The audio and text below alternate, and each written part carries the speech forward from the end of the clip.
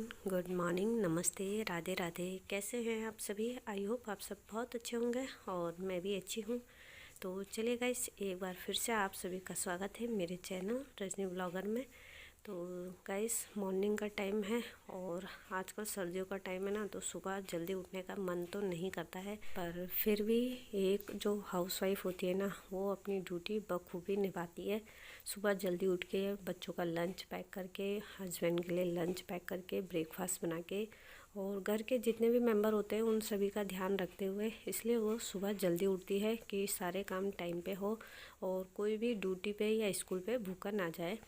तो बस इसी वजह से वो अपनी ड्यूटी के चक्कर में टाइम से उठ जाती है और अपने काम पे जुट जाती है सुबह होते ही।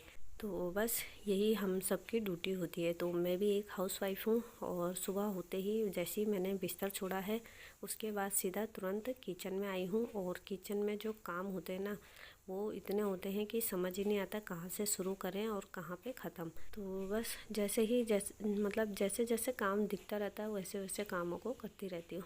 तो सुबह उठते ही सबसे पहले बच्चों को स्कूल भेजा है, उनके लिए ब्रेकफास्ट लंच पैक किया है और ब्रेकफास्ट बना के उनको स्कूल भेज दिया है। उसके बाद लग गई हूँ और जो काम होते हैं उन पर। तो बस बच्चों को स्कूल भेजने के बाद वो पहली ड्यूटी होती है। दूसरी ड्यूटी होती है कि हस्बैंड को ड्यूटी भेजना है, तो उनके लिए भी ब्रेकफास्ट और लंच एक साथ बना दूँ, क्योंकि रावत जी की ड्यूटी किस समय आ जाए वो पता नहीं रहता है। तो इसलिए लंच भी मुझे एक साथ ही बनाना पड़ता है मॉर्निंग में ही, ताकि वो अपना लंच भी करके जाएंगे तो शाम को बीच में फिर भूख नहीं लगती है। और अगर भूख लगेगी तो वो अपना चाय स्नैक कुछ भी ले सकते हैं दिन में। तो बस इसलिए मुझे साथ ही साथ ब्रेकफास्ट के साथ लंच भी बनाना पड़ता है। तो चलिए, यहाँ पे दाल मैंने रख दी है गैस में चढ़ाने के लिए। और किचन जो मेरी फैली हुई है ना, पहले किचन को समेट लेती हूँ, क्योंकि काम करते समय किचन भी फैली जाती है। हम कितना भी उनको संभालने की कोशिश करते पर फिर भी होता ही है ना, जब हम कोई काम करते तो सामान इकट्ठा होता ही जाता है। तो बस उससे हमें डरना या घबराना नहीं होता है। जैसे आप अपना काम कंप्लीट करते हैं, जैसे आपने कोई सब्ज़ी या दाल बना ली है, तो उसके बाद तुरंत पहले अपने काउंटर टॉप को अच्छे से साफ़ कर ले, क्लीन कर ले, ताकि काम करने में कोई दिक्कत ना आए। तो बस यहाँ पे मैंने दाल रख दी है और अभी मुझे चावल भी चढ़ाने हैं, सब्ज़ी बनानी है। तो बस उससे पहले मैंने सोचा कि किचन को थोड़ा सा साफ़ कर लेती हूँ, थोड़े सामान जो है उनको उनकी सही जगह पे लगा देती हूँ, ताकि किचन में ज़्यादा काम ना बढ़े। तो चलिए, पानी भी मैंने भर के रख दिया है। उसके बाद आई हूँ सीधा रूम में, और रूम को अच्छे से ऑर्गेनाइज़ करने से पहले, समेटने से पहले, सबसे पहले जो काम होता है वो बेडरूम में बेड का काम होता है। सबसे पहले बेड को अच्छे से बनाती हूँ, क्योंकि बेड अगर सही से बना ना हो और फैला हुआ रहे ना, तो पूरा घर इतना गंदा दिखता है ना। तो इसलिए रूम को ऑर्गेनाइज़ करने से पहले जो मेरा काम होता है वो सीधा यही होता है कि बेडरूम में सबसे पहले अपने बेड को अच्छे से ठीक ठाक करूँ। क्योंकि आजकल ठंड भी इतनी पड़ रही है ना, अब 2-4 दिन से ठंड बहुत ज़्यादा हो गई है। और आज तो इतनी ठंड है कि धूप भी बिल्कुल नहीं आ रही है। और अगर बेड में रजाई ब्लैंकेट ऐसे ही खुली रहेगी ना, तो फिर मन करेगा कि ब्लैंकेट के अंदर घुस जाएं, रजाई के अंदर बैठे रहें, और रजाई के अंदर चाय भी मिल जाती तो और बढ़िया हो जाता। तो बस इसलिए सर्दियों में सबसे पहला जो काम है, बेड को अच्छे से बना के रख दे, ताकि जो हम अपने सुबह मॉर्निंग वाले काम होते हैं ना, उन्हें नॉन स्टॉप अपनी फुल एनर्जी के साथ कर सके। तो बस इसलिए मैंने बेड को अच्छे से बना दिया है, रजाई को तय लगा के रख दी है। और उसके बाद हमें ये रहता है कि बस अब काम निपटाने हैं फटाफट से सारे। और झाड़ू लगाने से पहले मैट भी मैंने सारे रूमों की मैट उठा के बाहर रख दी है। उसके बाद दूसरे वाले रूम में आई हूँ, तो यहाँ भी मैं सेम प्रोसेस करूँगी, क्योंकि बेड को पहले अच्छे से बना लूँगी।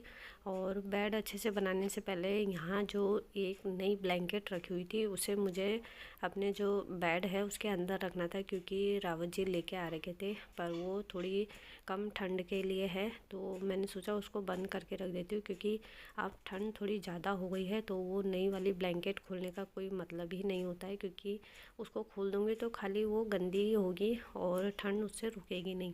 तो बस ये जो मोटी वाली ब्लैंकेट है आजकल यही काम करेगी।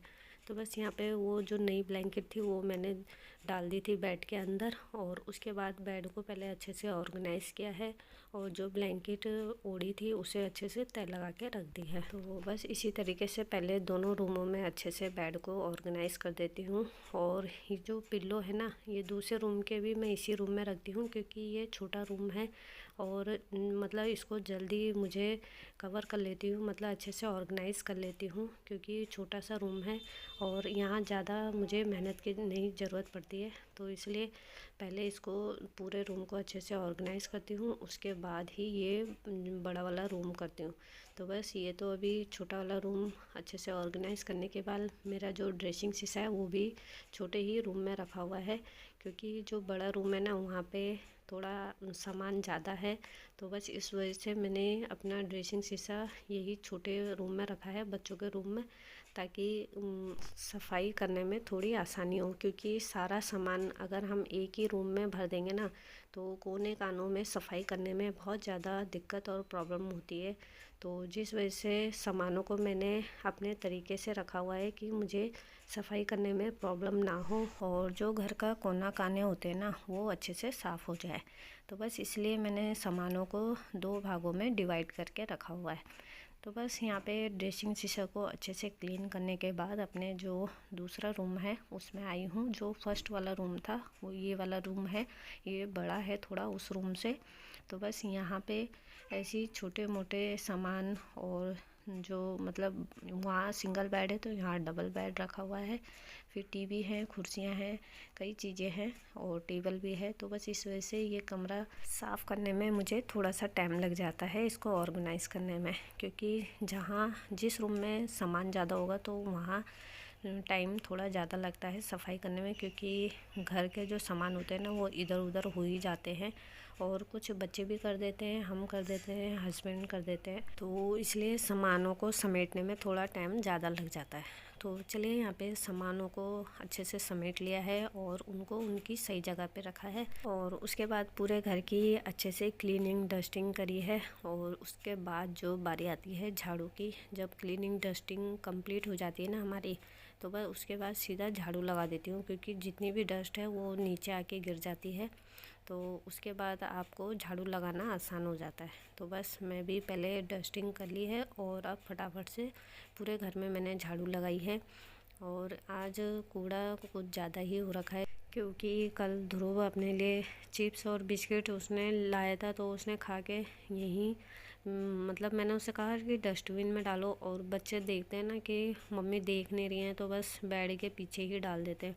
तो बस वहाँ पे से ही निकले हैं ये राइपर, और फटाफट से अब मैंने झाड़ू लगा लिया है। झाड़ू लगाने के बाद मम्मी ने कहा कि उन्हें चाय पीनी है, क्योंकि ठंड, मैंने आपसे कहा ना कि ठंड इतनी ज़्यादा हो गई है, आज तो धूप ही नहीं आ रही है, और जिस वजह से चाय बार बार पीने का मन कर रहा है।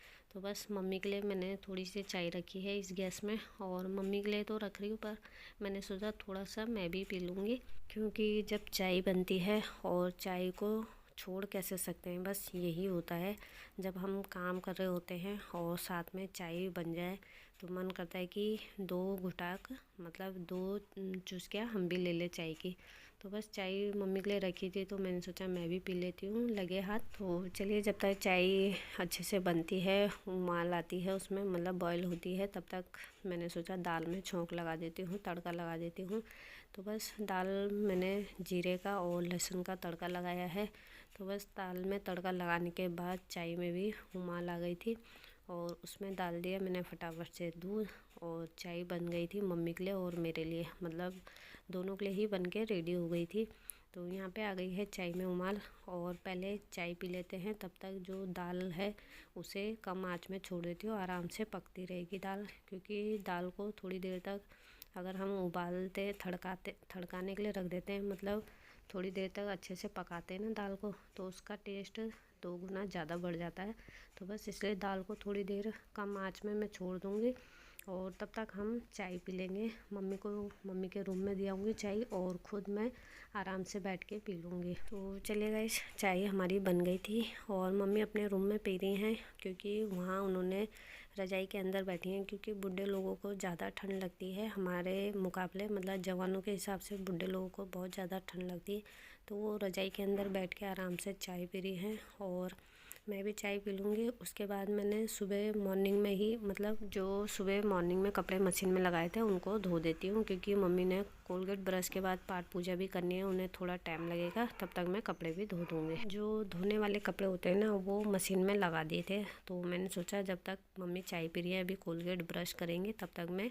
तो चलिए गाइस, आज की वीडियो यहीं पे एंड करती हूँ और मिलती हूँ आपसे नेक्स्ट वीडियो के साथ। तब तक ले बाय बाय, टेक केयर।